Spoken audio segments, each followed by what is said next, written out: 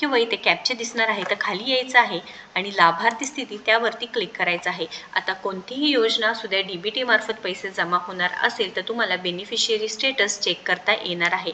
मग ते PM किसान सन्मान निधी योजना असू द्या किंवा जे काही लाडकी बहीण योजना असू द्या किंवा जे दुसऱ्या योजनेचा तुम्ही लाभ घेत आहे त्याचे पैसे नक्कीच चेक करू शकणार आहेत। संजय गांधी निराधार योजनेचे जे लाभार्थी आहे त्यांना सुद्धा त्यांचे पैसे किती वर्षाचे किंवा कोणते महिन्याचे पैसे जमा झाले आहेत हे नक्की चेक करू शकणार आहात।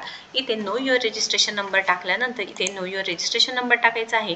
म्हणजे तुम्हाला जर रजिस्ट्रेशन नंबर पाहिजे असेल तर तुम्ही इथे क्लिक करायचं आहे, तुम्हाला मिळणार आहे।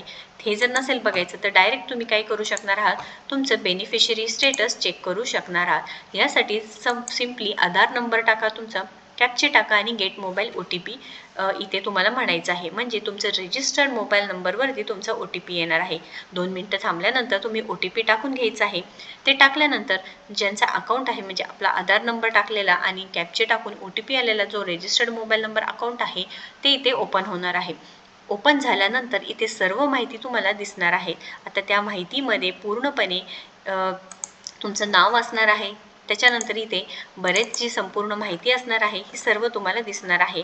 ओपन झाल्यानंतर तुमचं नाव असणार आहे, त्यानंतर कोणतं तहसील कार्यालय आहे ते सुद्धा असणार आहे, त्याच्यानंतर स्कीम नेम म्हणजे ज्या तुम्ही योजनेचं